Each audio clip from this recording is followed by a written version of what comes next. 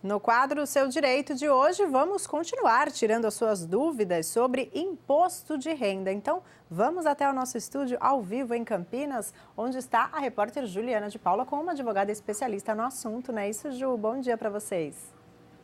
Oi, Ivan, isso mesmo. Bom dia para você, bom dia para todos acompanhando o BTV da gente. Novamente estamos aqui com a doutora Gisele Berto Vilas Boas, que é especialista em direito tributário. Conversou com a gente na semana passada, a gente recebeu uma avalanche de perguntas. Continuamos então esse assunto, já vou dar meu bom dia para ela, mas antes quero passar para você o nosso WhatsApp. Anota aí para que você possa mandar as suas dúvidas. É o 988-19-8000, tá aí na sua tela, 988-19-8000. Bom dia, doutora, bem-vinda de novo. Obrigada. Doutora, hoje especialmente vamos falar sobre a questão das deduções, aquelas despesas que são dedutíveis. Aí você me pergunta, mas o que é isso, Ju?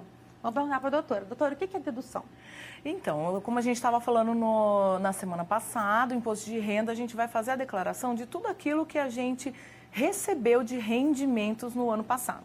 E aí, nessa declaração, a gente vai dizer aquilo que é dedutível, ou seja, aquilo que abaixa essa base de cálculo. Então, se eu recebi 10 e tive algumas deduções, algumas despesas que a gente vai falar ainda hoje, eu posso abaixar esse valor. Então, se eu recebi 10 e gastei 2, eu abaixo para 8, que seria a base de cálculo onde eu vou aplicar a alíquota do imposto de renda. Essas despesas, doutora, seriam, de repente, despesas que eu não deveria gastar? Por exemplo, educação, saúde, seria mais ou menos isso? Em tese é isso, a ideia é essa. Então, você recebe um salário, ou enfim, um rendimento, e como você tem esses gastos que, em tese, seriam de responsabilidade do governo, o governo te dá essa possibilidade de deduzir e não pagar, porque, efetivamente, você tem que pagar sobre o que for no seu bolso. Sim. Então, você tem que pagar o imposto de renda sobre aquilo que, efetivamente, foi um lucro que você teve, né? Ok, então vamos começar falando sobre os principais erros na hora, então, de você ali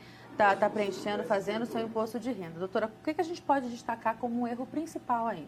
Na verdade, a própria Receita Federal destaca os principais erros. E o primeiro erro que aparece como destacado pela Receita Federal é a omissão de rendimento. E principalmente o segundo rendimento. Então, imaginando uma situação hipotética, uma pessoa física que trabalha para uma empresa seletista recebe o salário mensalmente. Ela, no final, agora na declaração de ajuste anual, ela faz a declaração desse valor, só que ao longo do ano passado, ela fez eventualmente uma palestra ou uma consultoria para uma outra empresa e não fez essa declaração.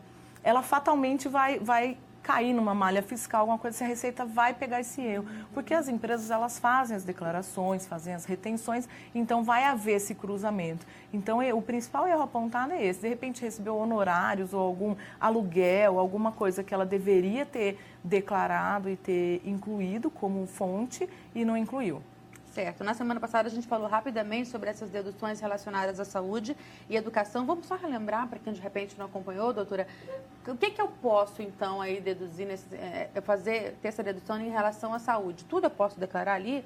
Medicamento ou não? Consultas? Que tipo de consultas? Quando a gente fala em saúde, por exemplo? As despesas médicas, elas não têm limite para dedução.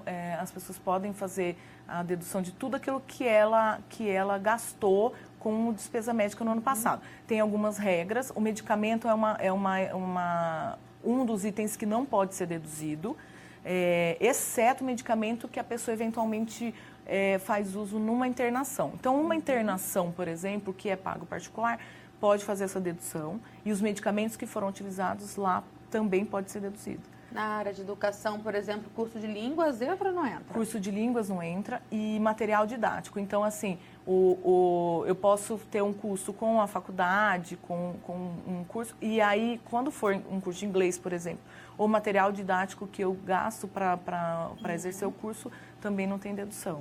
Ok, vamos então a outros temas polêmicos. Inclusive, a gente já recebeu aqui uma pergunta do Juliano de Santos. Ele fala o seguinte: Juliano de Santos, precisa declarar sobre a pensão alimentícia que paga para ex-mulher?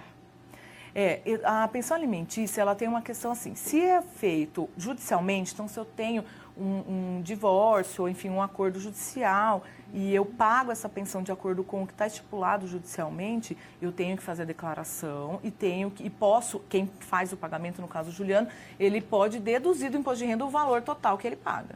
E, no caso, a ex-mulher dele, ela tem também que declarar, e sobre esse valor vai incidir o Carnê-Leão. Então, mensalmente, ela tem que declarar e tem que incidir sobre o valor que ela vai receber. No caso de guarda compartilhada, doutora, de repente a pessoa tem 2, 3 filhos, separou, tem essa guarda, como que faz? Esses dependentes, eu como mãe ou como pai, posso colocar todos os meus filhos como meus dependentes? É dividido isso entre o casal? O que é legal? A guarda compartilhada, a legislação do imposto de renda, ela não permite que uma pessoa seja dependente, figure como dependente em 2 declarações de imposto de renda. Então, não há essa possibilidade definitivamente na legislação do imposto de renda. O que pode ser feito aí é um acordo entre o ex-casal, né? Então, num acordo de guarda compartilhada, pode também definir, olha, os filhos constarão como dependentes do pai ou da mãe, ou de repente um filho para cada um. Isso tem que definir. Não pode mesmo aparecer como dependente nos 2 casos. Aí chegou aqui também a pergunta da Jaqueline de Paulínia. Ela fala o seguinte: pago a universidade do meu filho. Posso deduzir do meu imposto de renda? Tem um valor máximo que eu posso deduzir? Tem um limite máximo do imposto de renda. Aí, o importante é destacar o seguinte: o filho ele pode ser, claro, dependente, e aí ele até 21 anos. Se ele estiver na faculdade, ele pode, até 24 anos, ele pode ser mantido como dependente. E aí as despesas dele também entrarão, o custo de faculdade, de despesa médica e tudo mais. Ok, participe você também com a gente, está aí nessa tela o nosso número do nosso WhatsApp, é o 988198000, e a gente continua aqui recebendo muitas perguntas. Paulo de Campinas quer saber o seguinte: ele fala que começou a fazer a acupuntura e ele quer saber se ele pode deduzir do imposto, sendo uma questão de saúde mesmo, ou nesse caso não entra, doutora? Entra. A acupuntura, ela entra como se fosse uma fisioterapia, né? É um tratamento médico. Importante, a gente já falou na semana passada, mas é sempre bom destacar. Ele tem que ter aí os comprovantes, os recibos, né? Tem que ter o CPF do médico ou da CNPJ da clínica. Essa organização começa um ano antes, né? Isso. Porque na hora de declarar, é aquela correria. Ai, mas eu paguei acupuntura durante meses. Ai, eu recebi, enfim. É importante ter esses documentos ao longo do ano para não deixar para a última hora, né? Aí a gente entra na questão de dependentes. A gente já falou da questão dos filhos, que podem ser dependentes, é o que é mais conhecido, comum. No caso, mais comum. Mas existem outros dependentes, outras pessoas que podem também ser, de repente, uma avó, uma mãe, um neto. Como que funciona? Pode, né? Em caso de neto, bisneto, de repente sobrinho, né? Tem que haver a guarda judicial. Então, a partir do momento que eu tenho a guarda judicial do menor, eu posso incluí-lo como meu dependente e aí ele entraria como se fosse um filho, né? Então, na verdade, tendo esse requisito da guarda, aí pais, avós também pode. A limitação aí é com relação ao rendimento dessa pessoa. Então, um exemplo, eu tenho meu pai como meu dependente. Se ele tiver uma aposentadoria, por exemplo, eu tenho um limite. Então, se for acima de 22 mil por ano, essa aposentadoria que ele recebe, eu não posso mais declará-lo como meu dependente. Ele teria que ter a declaração própria dele. E também, na verdade, tem que fazer uma conta, né, para ver se compensa. Porque às vezes você declara um dependente, consegue essa dedução de 200 e pouco, mas ao mesmo tempo você tem que incluir o rendimento que ele teve durante o ano. E aí, às vezes, não compensa o rendimento que a pessoa teve com os despesas que você teve, em último análise, você não vai compensar. Matemática é uma mesmo, matemática, né? Mas é legal e importante fazer esses cálculos, né? E nesse caso do dependente, há um limite? Você só pode ter X dependentes ou de valores? Como que... Ou não, eu posso ter o meu filho como dependente, a minha mãe... Enfim. Não tem um limite. O limite realmente é por dependente. Então, se eu tiver numa situação que eu tenha realmente um filho, um sobrinho com a guarda judicial, se eu cumprir todos os requisitos, eu posso incluir e aí eu tenho esse limite por dependente. Olha, João Batista de Limeira também acabou de mandar uma mensagem pra gente. Ele conta o seguinte, que ele tem uma dúvida. Ele se aposentou no final do ano passado e de lá para cá, no salário da aposentadoria, está sendo descontado R$ 3.423. O imposto de renda, eu não entendo muito, eu preciso declarar? Também... Não, na verdade eu acho que talvez ele tenha dúvida como ele já vem pagando, né? Então, o que acontece? Durante o ano passado, que é o ano calendário que a gente vai declarar agora, né? Então, em 2017, ele recebeu a aposentadoria e teve o imposto de renda já descontado na fonte, que é o que a gente chama. E qualquer pessoa que recebe de uma empresa acaba tendo esse desconto. E o que é desconto na fonte? A empresa, ou enfim, a entidade que fez o pagamento, faz o pagamento do salário ou da aposentadoria, enfim, e retém o valor que seria pago pela pessoa para imposto de renda. Só que essa empresa faz o pagamento para a Receita Federal. Então, o governo recebe pela empresa e essa pessoa já pagou o imposto de renda. Agora é hora dele declarar tudo que ele recebeu e tudo que ele pagou. Nessa conta, a Receita Federal vai dizer se ele ainda tem mais alguma coisa para pagar ou se eventualmente ele tem uma coisa para restituir. E é aí que, a partir de junho, julho, começam os lotes de restituição. Se ele pagou a maior, a Receita já restitui. Acho que resolveu aí, tirou a dúvida do nosso telespectador. O Sander, de Americana, quer saber quando a empresa não fornece o informe de rendimentos. Como que a gente age? É um direito do trabalhador. É um direito, as empresas têm que fazer essa entrega, sob pena, inclusive, de multa. O informe de rendimento, ele é decorrente de uma declaração que a empresa faz. Então, ela tem a declaração que normalmente todas as empresas têm que fazer, e dessa declaração é que decorre o informe de rendimentos. Tem que fazer sob pena, inclusive, de multa. Maria Aparecida, antes vou lembrar você aí de casa que ainda não mandou sua pergunta, aproveita que o nosso tempo está acabando, hein? O nosso telefone é o 988-198000, manda aí a sua dúvida para a doutora Gisele esclarecer aqui. A Maria Aparecida, de Americana, fala o seguinte: carro financiado entra na declaração? Entra, ele vai entrar proporcionalmente, né? Então, um carro financiado, se ele vale 50 mil, eu paguei 25 mil de entrada, por exemplo, e financiei 25. Então, esses 25 mil são meu patrimônio já, e os outros 25 mil, ele é um débito que eu ainda tenho que pagar. Então, aí, anualmente, esse valor vai diminuindo, vai passando para o patrimônio e deduzindo da dívida, né? Ok. A Cristina diz: bom dia, meu nome é Cristina. Bom dia, Cristina. Como declarar empréstimos bancários e quando temos cheque especial, esse valor é declarado?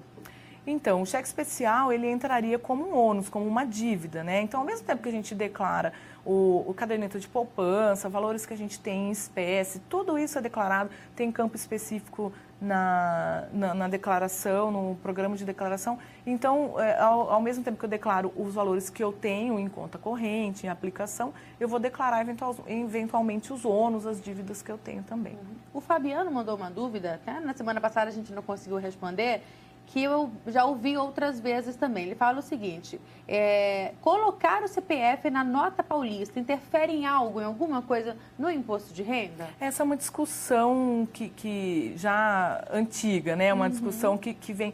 O que acontece? Quando a gente faz a declaração, pede o CPF na nota fiscal e faz a declaração, os órgãos, eventualmente, eles podem fazer esse cruzamento, né? Existem vários convênios e órgãos que fazem cruzamento de informação e aí consegue linkar. A questão da nota fiscal paulista, a discussão é que, eventualmente, eu faço uma compra e coloco no CPF de outra pessoa, ou, enfim, não tem uma regra. Então, talvez haveria aí uma discussão em caso de eventual questionamento da Receita. Se de fato aquilo tudo... Se foi mesmo... Usa o CPF do esposo, da esposa durante a compra, então não há algo muito certo. Muito certo, isso. A Daniele de Santos perguntou o seguinte: ela está morando fora do país, chegou mais aqui, eu me perdi. Chegou aqui, pronto. Fez a declaração de saída definitiva, mas ainda tem uma poupança no Brasil. Quando ela retornar, ela vai precisar acertar alguma coisa com a Receita? Quando a pessoa que sai definitivamente do país, ela é considerada como não residente no Brasil.